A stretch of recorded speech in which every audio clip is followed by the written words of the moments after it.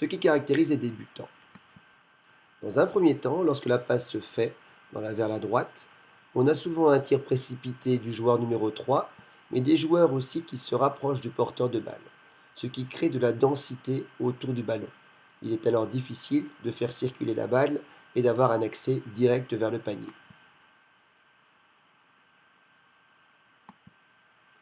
Une autre caractéristique de certains joueurs est de partir tête baissée en dribble vers la gauche ou la droite, voulant ainsi contourner l'espace de jeu pour pouvoir attaquer la cible. Les conduites de dribble créent aussi de la densité car le porteur de balle est incapable de lever les yeux et de repérer le joueur seul.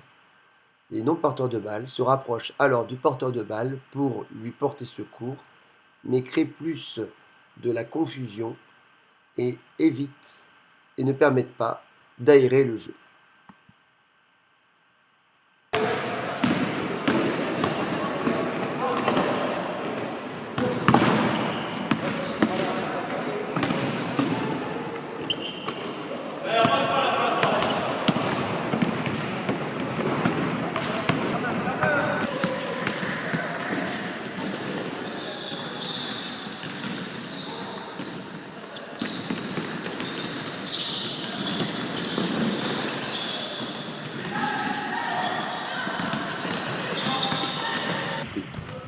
Les principes restent les mêmes, jeu de coupe, renversement, jeu de coupe, renversement, jusqu'à temps qu'une solution se trouve pour pouvoir déclencher un tir en situation plus favorable.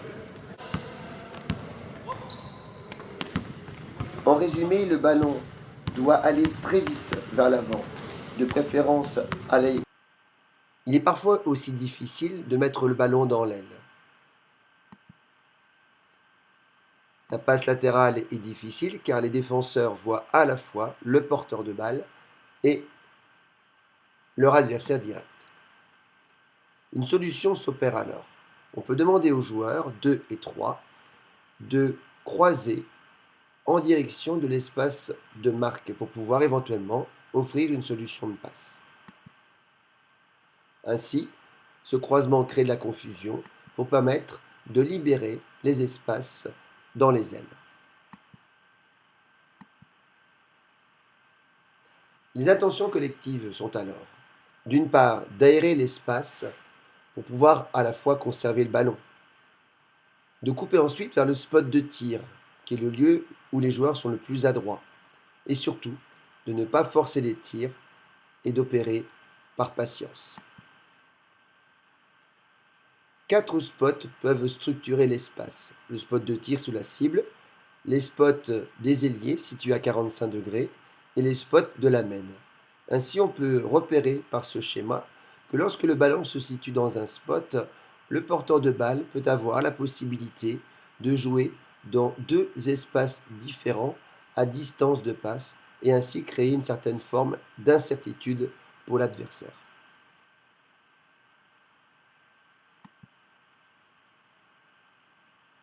Il convient donc de valoriser une structure triangulaire autour du porteur de balle. Ici, lorsque le ballon arrive au numéro 2, nous allons demander au numéro 1 de couper vers le spot de tir pour pouvoir offrir une solution de passe et une solution de tir, tout en demandant au numéro 3 de rééquilibrer l'espace pour permettre au numéro 2 de pouvoir jouer dans 2 directions différentes. C'est le passé bas. Mais il faut aussi rééquilibrer les spots pour pouvoir reproduire une structure triangulaire qui permettra ainsi au porteur de balle de jouer dans 2 directions différentes.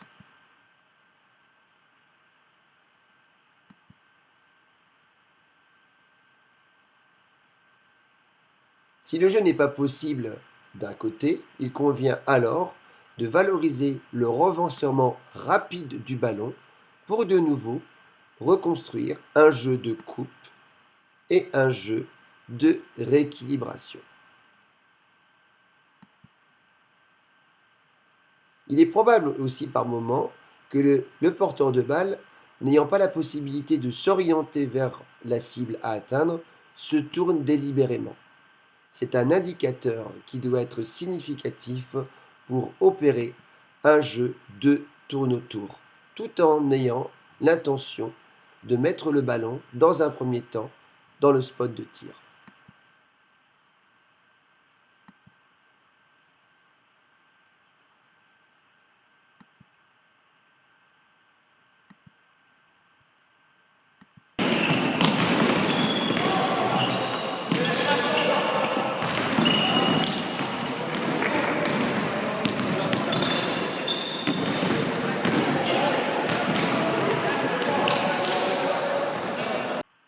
Il convient donc de valoriser une structure triangulaire autour du porteur de balle.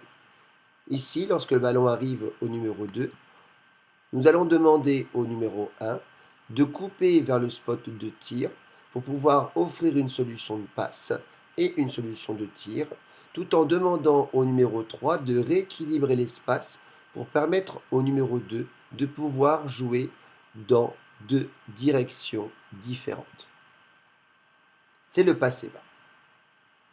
Mais il faut aussi rééquilibrer les spots pour pouvoir reproduire une structure triangulaire qui permettra ainsi au porteur de balle de jouer dans deux directions différentes.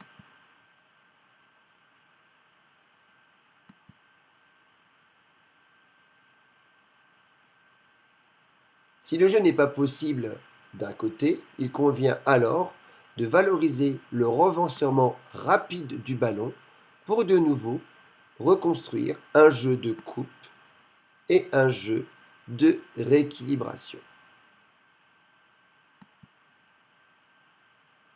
Il est probable aussi par moment que le porteur de balle, n'ayant pas la possibilité de s'orienter vers la cible à atteindre, se tourne délibérément. C'est un indicateur qui doit être significatif pour opérer un jeu de tourne-tour, tout en ayant l'intention de mettre le ballon dans un premier temps dans le spot de tir.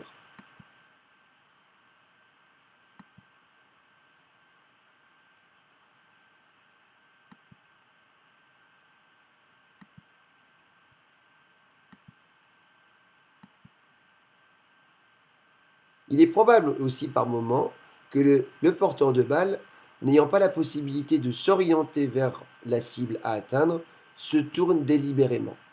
C'est un indicateur qui doit être significatif pour opérer un jeu de tourne-tour, tout en ayant l'intention de mettre le ballon dans un premier temps dans le spot de tir.